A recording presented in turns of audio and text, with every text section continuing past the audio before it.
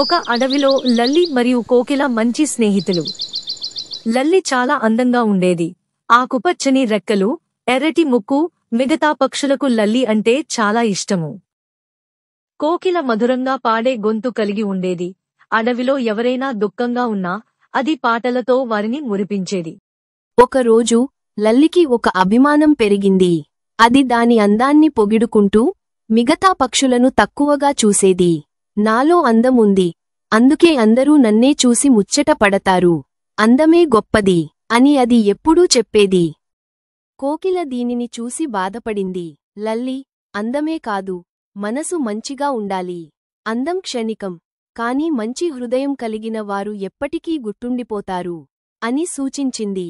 కాని లల్లికి కోకిల మాటలు వినిపించలేదు. ఒకరోజు అడవిలో బలమైన గాలి వచ్చింది. చెట్లు ఊగిపోతూ పక్షులు భయంతో ఎగిరాయి. లల్లి ఒక కొమ్మపై ఉండగా గాలి ధాటికి అదుపు కోల్పోయింది. అది కింద పడిపోగా దాని అందమైన రెక్కలు దెబ్బతిన్నాయి. ఇప్పుడు దానికి ఎగరడం కష్టంగా మారింది. బాగా బాధపడింది. మిగతా పక్షులు దాన్ని చూసి నవ్వాయి. ఇప్పుడేం చేస్తావు, నీ అందం పోయింది కదా అని ఎగతాళి చేశాయి. కాని కోకిల మాత్రం ముందుకు వచ్చి, స్నేహితుడా, నీకు సహాయం చేయడానికి నేను ఇక్కడ ఉన్నాను.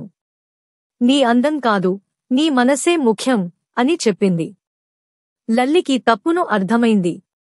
నిజమే కోకిల, అందం కేవలం బయటిది, నిజమైన విలువ మన హృదయంలో ఉంటుంది అని చెప్పింది. ఆ రోజు నుంచి లల్లి ఇకపై గర్వంతో కాకుండా ప్రేమతో అందరితో మెలిగింది.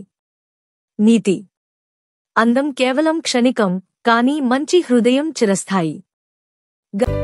Please subscribe JND Friends.